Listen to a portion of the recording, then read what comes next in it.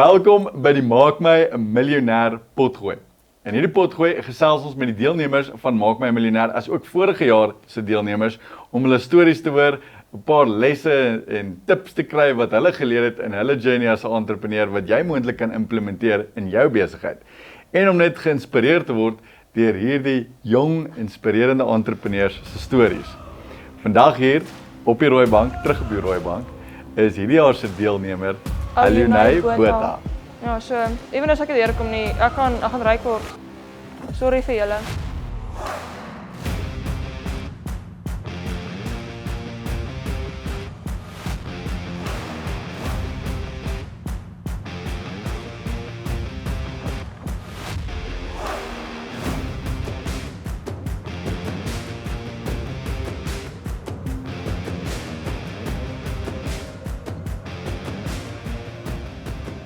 Hoe gaan dit met jou? Dit gaan goed, Albert? Goed. Ja, het gaan goed. Hoe gaan dit na Maak My 'n Miljonair? Dit was obviously 'n groot haai, jy het hierdie 8 maande gehad, Ja. wat jy tussen ander entrepreneurs is, ons het getravel, ons het gevlieg, en nou is dit verby. Hoe voel dit?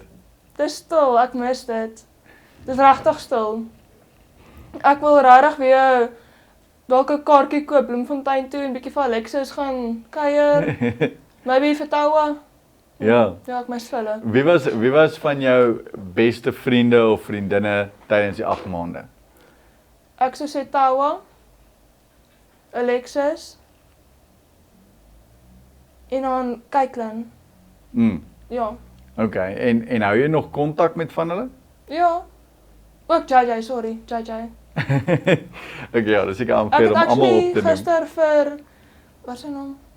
Blikkies gesien by my skool. Okay. Wat het hy daar gemaak? Fisio. O, Ja, ek weet nie hoekom by my skool nie, maar ja, seker seer of iets. okay.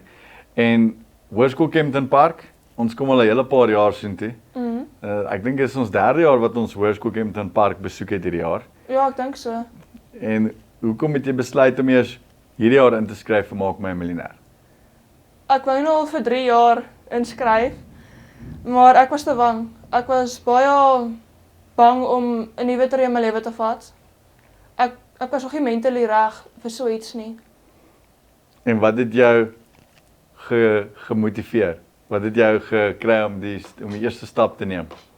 So daar was hierdie een Indian ou wat regtig hard geprobeer het om Afrikaans te praat op ons skool. Hy het gepraat oor rappie en die Here en daai goeders het gekombineer dat hy 'n suksesvolle persoon is.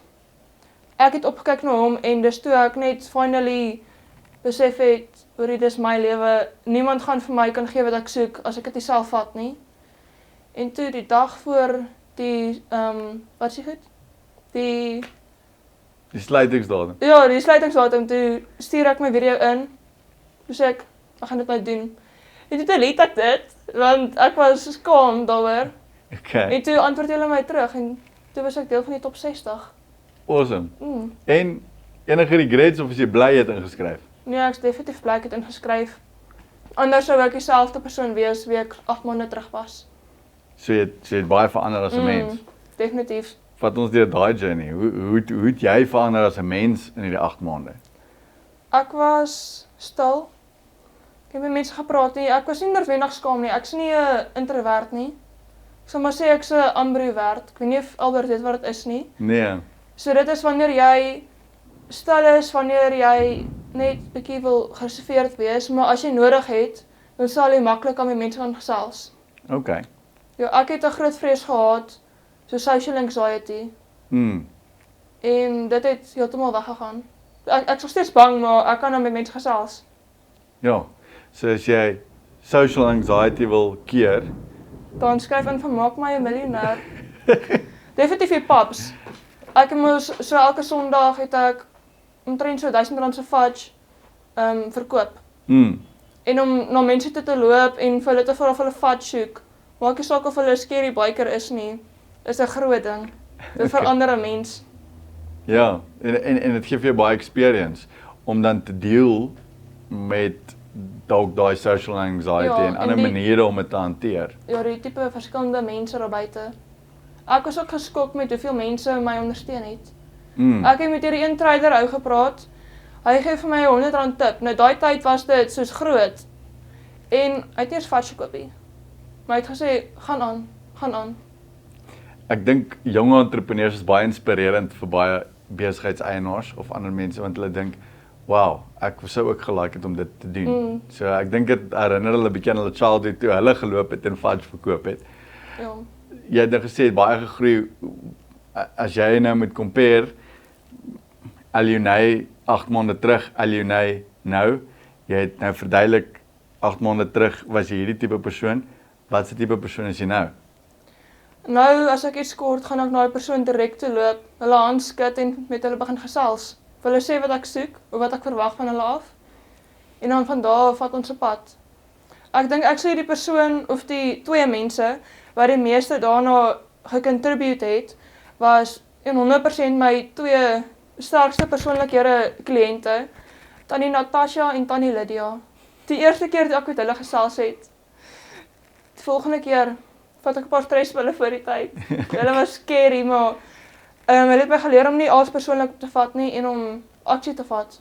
En te sê wat ek moet sê en om alles reg te hê voordat ek na hulle toe gaan. Ja, prepare te wees. Ja.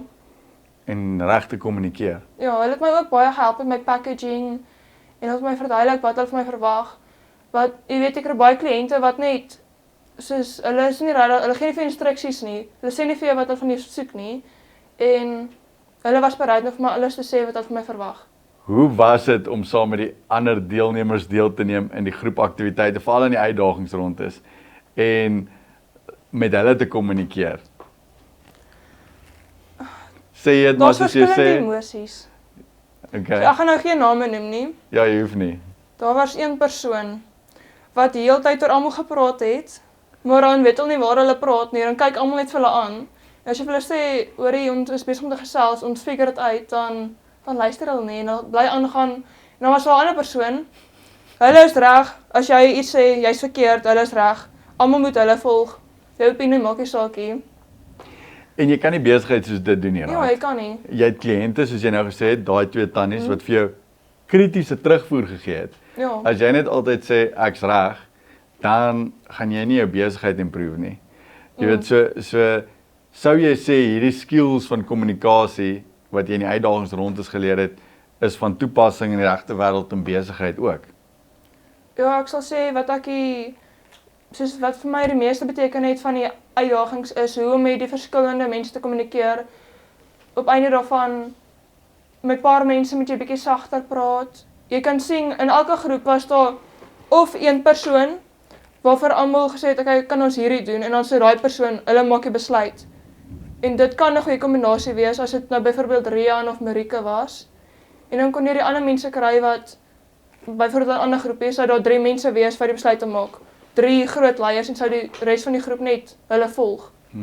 Ek dink om dit raak te sien en te check wie is daai mense en met hulle direk te kommunikeer, het 'n groot verskil gemaak in toe ons daai laaste keer gewen het.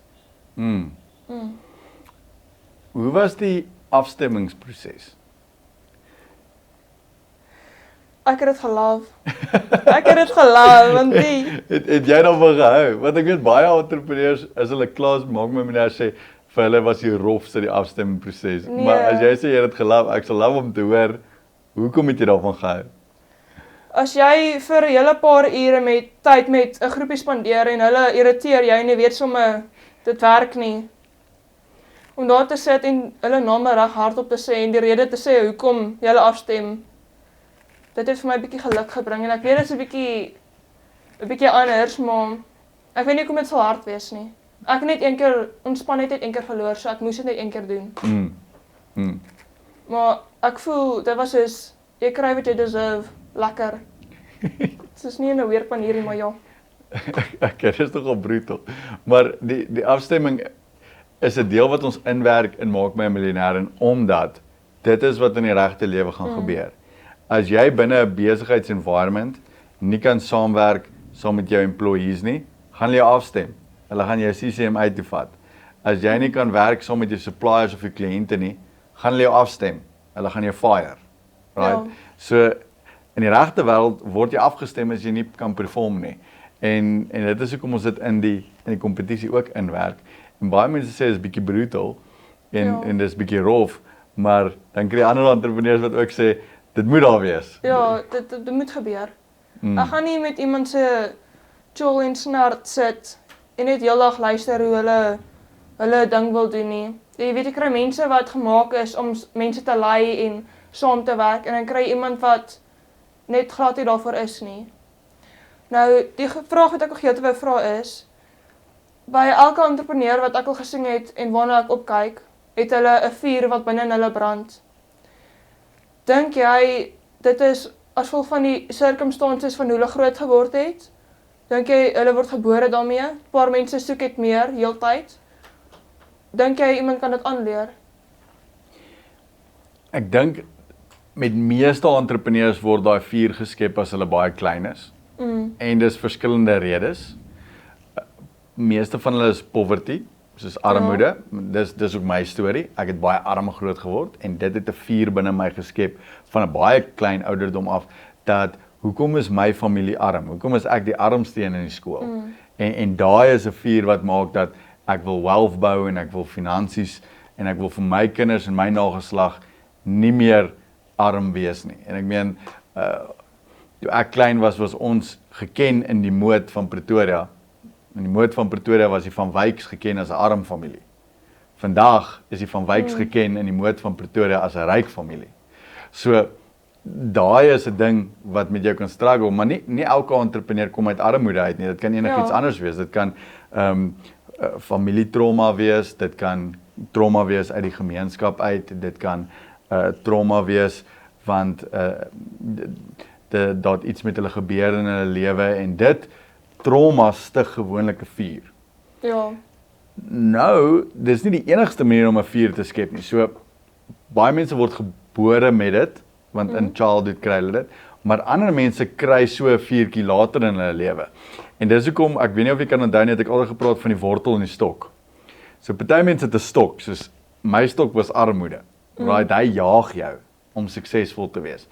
Ander mense kry 'n wortel later in hulle lewe. Dis iets waarna toe jy hardloop en dis dalk jy sit in die vierkant en daar's iemand wat kom praat en jy dink ek wil dit hê. Ja. En dit stig ook 'n vuurtjie binne jou. En jy weet baie keer soos op die verhoog sê ek het vir my ma en my pa hulle favourite karre gekoop. En dan sit daar iemand daar wat sê ek sal wens om vir my ma of my pa hulle favourite kar te kan koop. En dit kan ook 'n vuur stig. So dit hoef nie net 'n traumatiese experience te wees nie. Dit kan ook iets wees wat jy agterkom in jou lewe. Wow, ek wil dit hê. So om jou vraag te beantwoord, ja, baie entrepreneurs word gebore daarmee want dit gebeur met hulle in hulle lewe. Ander entrepreneurs word geskep later in hulle lewe wanneer hulle oor 'n plek kom in hulle lewe waar hulle iets sien wat hulle dink dit is 'n worthy goal om te chase. En dan word hulle ook entrepreneurs. Want hoe maak jy jou drome realiteit? Jy moet 'n besigheid bou wat daai droom kan befonds. So dit forceer jou amper in entrepreneurskap in. En ek meen soos jy gesê het, daai praatjie by die skool het vir jou gesê, Ja, en dis iets ek wil hierdie doen met my lewe. Dis iets wat al lank soos in 'n mens se hart is. Ek dink as jy wakker word, dan besef jy maar net is ek like hierdie nie. Wat gaan aan? Ek wil soos ander mense lewe. Ek wil 'n purpose hê. Ek dink boredom is die killer van alle spirits op 'n manier. Ja, en daai discomfort is dan wat eintlik jou forceer om 'n entrepreneur te wees. Ek dink as jy comfortable is, Ja. dan het jy nie 'n need om te change of om iets buite die boks te doen nie. Dan is jy okay met net die normale. Maar as jy uncomfortable is, ja, dit is 'n lekker donder weer. As jy uncomfortable is, dan forceer dit jou amper om besigheid te doen. Nou, kom ons gaan terug na Maak My 'n Miljonair seisoen toe.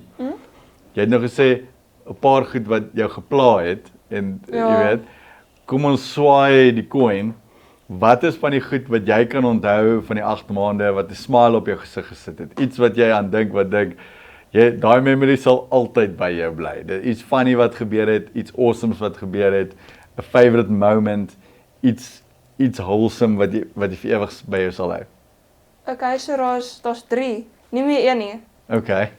Die eerste een is, okay, ek dink ook is dalk Albert se gunsteling en definitief Marliesen. Toe ons roomys gekry het, wat was sy naam? Jason, hy het ons vond almal roomys geskenk en toe het ons kind of, ek sal maar sê campfire, dit is regtig campfire, ons het daar gesit, saam met roomys en almal skit en kry koud. Ek nog onthou, Rian het voor my gesit en ek my vingers onder sy baadjie gesit. En dat ons almal omgegaan en gesê wat ons gunsteling experience was. Ek dink dit het my soos mentally en emosioneel getrek na ander mense toe. Die ander ene weet ek, julle weet ook. Dit is die een toe ons by wat is genoem? Buffelsport. Toe ek daar vir Buffelsport gepraat het vir al daai mense. O, by die swembad. Ja, dit het my geskok. Soos, dit het vir my gesê ek kan doen wat ek wil doen, ek kan enigiets doen wat ek wil doen. En ek kan nou nie die derde een onthou nie. Ek onthou daai by Hartenbos, daai in wat ons in die amfitheater gesit het, baie goed. Dit was vir my lekker om te sien wat julle leer uit Maak My 'n Miljonair uit. Want obviously, ek het 'n plan. So in die begin van die jaar is ek soos van, ek gaan vir hulle hierdie leer en hierdie leer en hierdie leer en jy weet, ek gaan 'n coach op hierdie en mentor op daai. Maar dan, om terugvoer te kry van julle af, wat julle eintlik geleer het uit die kompetisie uit, is nie altyd wat ek beplan het nie. En partykeer is dit beter lesse as wat ek ooit eers kon imagine vir julle om te leer. So, as ek jou kan vra, wat is die grootste les wat jy geleer het in die 8 maande van Maak My 'n Miljonair? My grootste les. Ja. Dit was ook deur te druk. Ek weet wanneer was dit? Dit was by Houdini. Daai optrane. Dit het my deursettingsvermoë getoets. Dus my voete kan nie meer nie. Toe tel Leon my op, ek spring op sy rug en hardloop. Na dit gaan ek weer so stadig en toe skree JJ en sy een arm is nog in die ding. In die sling. Ja, ek kan onthou ons het almal daar aangekom en toe gaan sit ek dadelik. Toe drink ons water en ons almal sluk van dieselfde glasie af. Ek sal nooit hier, dis gruis. Maar daai tyd het ek. Deursettingsvermoë, om deur te druk, dis 'n baie goeie les om te leer. Ja, wat regte harde werk is. Ja. Iets wat ek geleer het van my besigheid, van harde werk is, daar was die een hond. Ek was oor dit, so'n full-on oor dit. Dit was 'n batch nee vir fudge, wat omtrent so 1 uur en 'n half. Die frustrerendste ding is, wanneer jy die volgende dag moet deliver, maar na die 4de batch het hulle opgeflop, hulle het gebrand. Ek sê daar so, ek lê teen die kas en ek begin te huil. En my ma sê net vir my, go on. Soos, sy het actually in Engels gesê, go on. Ek kan my derde ding onthou, die derde ding. So, die derde ding is, toe ons by die gala aand was, het Albert gepraat met ons ouers, en alles in my hart wat ek vir my ma wou sê, het Albert net uitgespoeg. En toe ek aan my ma kyk, sy is 'n baie harde mens, sy is baie soos vas. Sy wys nie regtig emosie nie. Toe ek na kyk, toe huil sy. Wow. Ja, en toe begin ek soos te traan. Toe kyk en sy net vir my, toe smil ons vir mekaar en toe kyk hy na sy tannie en sy oom. Dis 'n awesome moment. Ek sal dit nooit vergeet nie.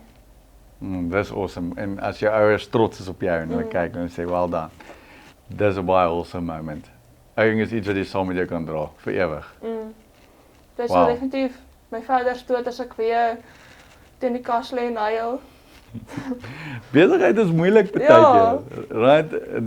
En jy gaan deur moeilike tye, jy gaan deur hardship, maar dis tog die kontrak wat ons teken as entrepreneurs. Ons sê as entrepreneurs, ons soek nie die normaal nie. Ja. Ons soek nie hierdie nie. Ons soek hierdie. En vir daai is daar 'n prys om te betaal. As almal dit verniet kon kry, sou almal hier geleef het. Ons sê, ons is nie okay met hierdie nie. Ons soek dit. En om dit te kry, moet jy partykeer teen die kas lê en huil en tot laat in die aand werk aan jou besigheid. En ek meen, dit is eintlik die agreement wat jy maak. Jy sê, ek sal hierdie sacrifice maak, maar in return kry ek die reward wat ander mense nie gaan kry nie. Want ek is bereid om die sacrifice te maak wat ander mense nie bereid is om te maak nie. En jy het baie sacrifices gemaak in hierdie jaar wat verby is. Jy het baie hard gewerk. Vertel bietjie vir almal presies waar het jy begin, waar het jy geëindig? Kom ons praat daaroor. Toe jy ingeskryf het vir Maak My 'n Miljonair, hoe het jou besigheid gelyk? hoeveel geld het jy gemaak? Wat was die skaal van jou besigheid? Gee ons 'n bietjie 'n prentjie. En toe aan die einde van Maak My 'n Miljonair, hoe het jou besigheid toegelyk? Hoeveel geld het jy toegemaak? Hoe daai prentjie op daai stadium gelyk na al die mentorskap en coaching en challenges en harde klippe wat jy gekou het en tough times wat deur jy is? My entrepreneurial journey het eintlik laas jaar begin, toe ek graag op 'n toer wou gaan, 'n geskiedenis-toer, maar my ouers hulle het nie daai finansies gehad nie. Toe besluit ek, weet jy wat, ek gaan koekies verkoop by die skool. Dit was nog toe ek baie skaam was, so dit het nie regtig mooi uitgewerk nie, en ek was te kind na mense het my nooit terugbetaal nie. Toe hou ek dit op daarmee, en toe het ek hierdie emptiness binne my gevoel. Die dag toe ek 'n video gemaak het, dieselfde dag toe ry ons Buffelspoort toe. Ek dink dis voordat ek actually begin het, die werkswinkel. Toe ek by die werkswinkel aankom, toe vertel almal vir my hulle besighede, en ek sit nie aan, ek het nie een nie. Die dag daarna, toe begin ek my besigheid, toe maak ek soos R15 of iets. In daai een week wat ek gehad het, die volgende week was die brandbank, en daai week het ek 800 en iets rand gemaak. So tans reg nou maak ek omtrent 10.000. Dit was my turnover, maar my wins was so tussen 6 en 8. En jy is graad 11. Ja, Sê dit gou weer, hoeveel rand maak jy? R10.000. R10.000 in graad 11. Ja, En jy het in die begin van die jaar nie 'n besigheid gehad nie. ja, ek het eers in Mei begin. Sy het effektief van R15 af begin en gegroei na R10.000 toe. Wow. Alles te danke aan Maak My Miljonair. Een van die ander dinge wat Maak My Miljonair vir my, wat 'n geleentheid hulle vir my gegee het, is om ander entrepreneurs vir die eerste keer te ontmoet en te check die verskillende goeders waar ons gesels. Ek het nie saam met iemand gesels en soos daar gesit en gedink, wanneer gaan hierdie klaar wees nie? Wanneer gaan ons 'n bietjie praat oor iets anderste as Taylor Swift of 'n nuwe man? Hoeveel kere moet ek saam met my vriende sit en net hoor oor die nuutste celebrity gossip? Maar toe ek actually met my vriende by die Maak My Miljonair by busse gepraat het, toe praat ek oor dopamine. Skielik weet mense waarvan ek praat. Dit was skokkend vir my. En dis seker maar die gunsteling ding, dat ek met hulle kon praat waar ek wou praat, en nie hoef aan te pas na waar hulle wou praat nie. So jy sê jy kan actually, so jy sê het actually 'n groep mense ontmoet, waarmee jy kan praat oor goed wat jy hou van om te praat. En mense similar as jy, wat dink soos jy, wat die goed interessant vind, wat jy interessant vind. Dit was regtig skokkend. Ek het byvoorbeeld Rian, hy het gepraat oor investing en goeders. Nou ek en die vriende wat oor dit praat nie. So ek was nou heel geïntrigued, want ek sal like om daarvan te leer, maar jy weet ek weet niks daarvan nie. En Rian het nou ook die geleentheid vir ons geskep om by sy hometown die jeugfees, daar so stelletjies op te sit. Ek dink die persoon wat my die meeste geïmpres het, daar was 3. Dit was Wian en Philip. Wian, by elke vennootskap sal jy sien, die ene is die kop en die ander een is die een wat hom help. Wian was die een wat die risiko sou vat, terwyl, wat is sy naam? Philip. Philip was baie kreatief, dit het my geskok, ons was by Buffelspoort, toe moes ons die goedjies uitgee. Terwyl ons allemaal uitgee, roep Philip vir almal, en dan sê hulle vir ons, jy gaan hierdie sê, leer dit so lank. En dan het ons allemaal saam gecontribute. Dit was actually so, ek dink Albert het vir ons gesê, ons was die een wat die beste speech voorgegee het. So Wian en Philip, Rian en Blondie? Marike, ja. Ek sal 100% soos met hulle in 'n vennootskap ingaan. En nou het jy daai mense in jou netwerk. Ja. En nou kan jy, ek challenge julle altyd in die begin van Maak My Miljonair en sê, kyk rondom jou. Al die mense rondom jou gaan suksesvolle entrepreneurs wees in die toekoms. En dan vra ek julle, hoe cool sal dit nie gewees het om nou Elon Musk se WhatsApp nommer te hê nie. En dat almal soos van, ja, dit sou awesome wees. Dan sê ek nou ja, hier langs jy sit die volgende Elon Musk. So, vat almal se nommers, maak vriende, bou 'n netwerk, bou bou 'n community van mense wat na mekaar kan kyk, wat mekaar kan support. En nou het julle so 'n community. Ek moet sê hierdie jaar was die eerste groep van al die jare van Maak My Miljonair waar dit gevoel het vir my asof julle een groot span was en nie klomp individue wat teen mekaar compete nie. Ek sal sê vorige jare was dit altyd nog 'n bietjie meer van 'n kompetisie. Hierdie jaar het ek gevoel soos dit sou nie eens reg saak gemaak het wie ons aangekondig het as die wenner nie. Julle almal sou nog steeds bly gewees het, geen om wie die wenner was nie. Is amper asof julle as 'n span saamgewerk het en dit was mooi om te sien en lekker om te sien. En dit was my absolute voorreg om julle te kon mentor hierdie jaar. Dit was 'n amazing Maak My Miljonair seisoen gewees. En ek dink regtig ek sien uit om te sien wat julle almal gaan doen in die toekoms, maar julle moet daai vriendekring hou. Ja. Julle moet daai netwerk hou. Ja, ek het agtergekom wat Albert bedoel het met 'n ander girl. Albert het 'n koffie met haar gehad. Toe vertel Albert vir ons dat sy die vorige jaar R80,000 per maand gemaak het en toe het sy nou 40,000 en sy weet nie wat's fout nie. Toe sê Albert, dit is die mense met wie jy self surround. Ek dink ek begin dit nou agterkom. Soos hoe dit actually voel, want nou is ek kind of alleen. Hulle is aan die ander kant van Suid-Afrika. Ek kan nie net ek moet net ryk word voordat ek weer kan kuier. Wel, julle darms is WhatsApp, jy kan tawa WhatsApp al is sy in Mosselbaai. Jy hoef nie sien dit te vlieg nie. Jy weet om met haar te praat, dus jy kan daai support netwerk hê en ek verstaan wat jy sê as jy sê nou is ek weer alleen want ek is die enigste entrepreneur in my skool en die ander is in ander skole reg oor die land. Is daar ander entrepreneurs in jou skool nou of mense wat wil entrepreneurs is wat na jou toe gekom het? Hulle het jou nou gesien op die TV, jy is nou, jy weet, Maak My 'n Miljonair, jy is 'n graad 11 leerder wat R10,000 'n maand inbring. Ek meen, is al van jou ander entrepreneurs wat na jou toe gekom het en gesê het, hoorie, ek het hierdie besigheid, wat dink jy? Of kan jy my 'n bietjie raad gee? Hulle het nie na my toe gekom nie, maar daar's hierdie 3 ouens. Ek wil eintlik praat oor iemand spesifiek. Sy naam is Wildrieg. Hy is eintlik die een wat vir my, ek voel wakker gemaak het. Dink dit was so 2 jaar terug. Toe was ons by die, wat noem mense daai groot sportplek, waar die kinders gaan en dan Interhoor? Ja, die Interhoor. En hy het by die Interhoor rondgegaan en ysies verkoop. Dit het my net geskok, want ek ken hierdie persoon, en hy was so braaf om dit te doen. Hy is nie iemand wat regtig uitgaan en met mense gaan gesels nie. Hy het my geïnspireer om te begin. En is daar nou entrepreneurs wat nou na jou toe kom, nadat jy op die TV-show was? Daar's mense wat aan my toe kom en vir my vertel hoe cool dit is. Hulle love it, gaan aan, maar nog nie iemand wat vir my gevra het vir raad of so aan nie.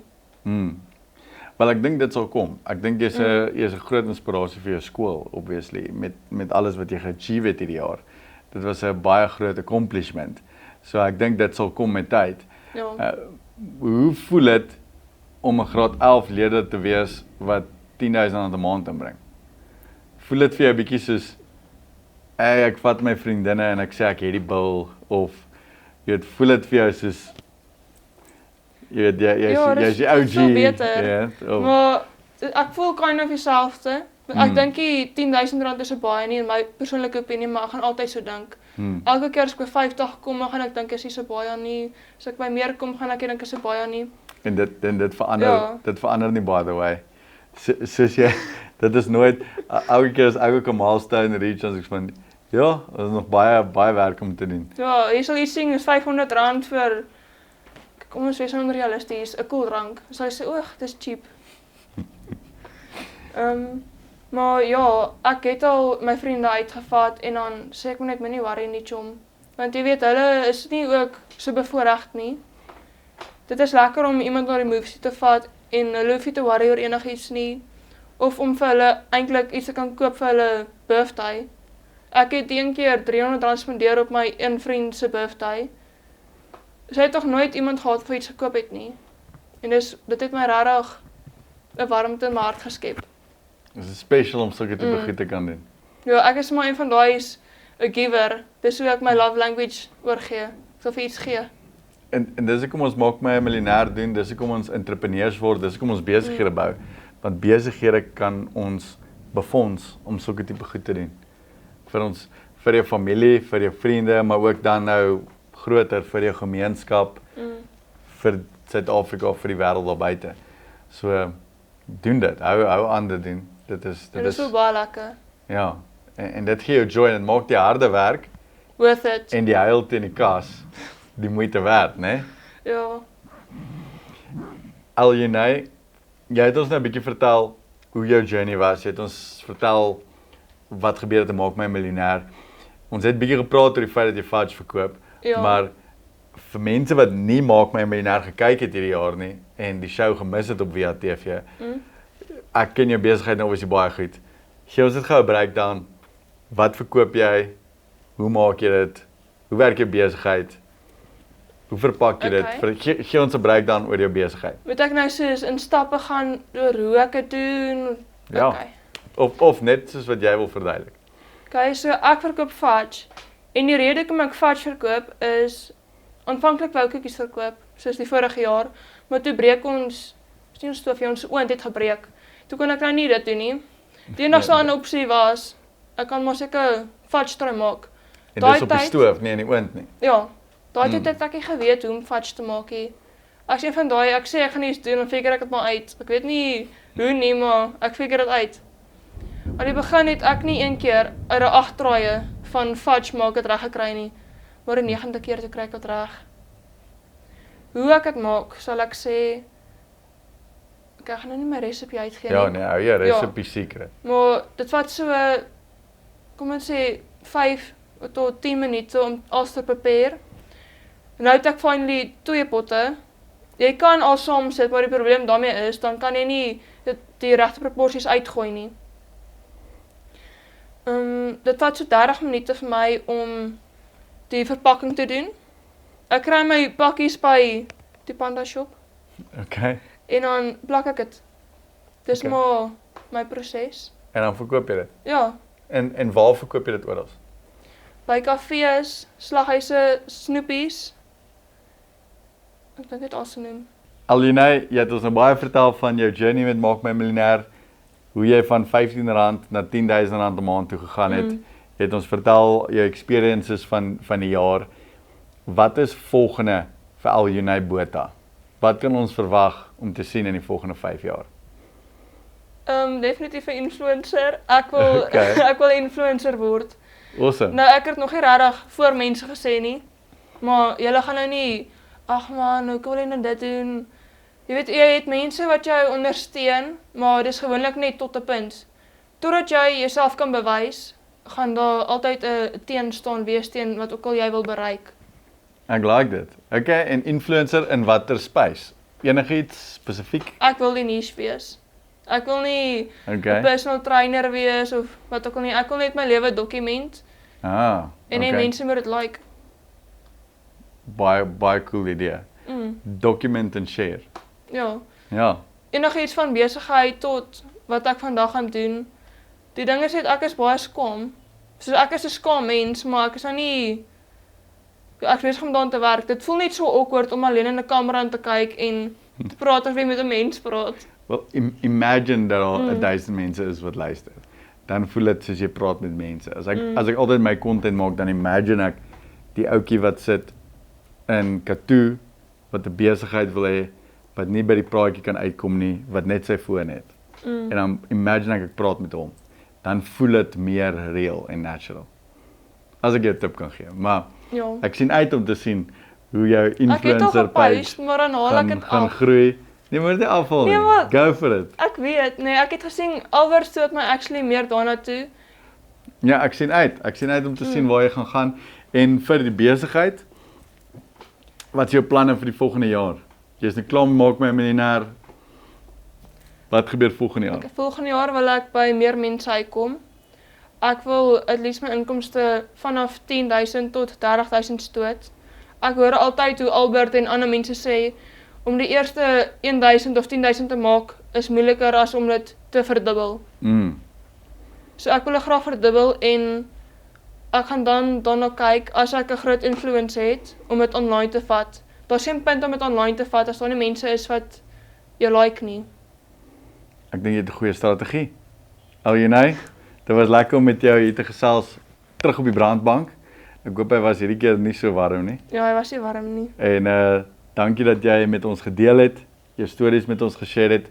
Ek glo jy het al klaar jou influence geshare en jy gaan 'n goeie influencer word en jy kan stories goed vertel. En ek dink jy het almal wat hierdie potgooi geluister het ook positief beïnvloed. So, dit was lekker om met jou te gesels. Ek hoop jy het dit ook geniet net soveel soos ek. Baie dankie Albert. Dis hy.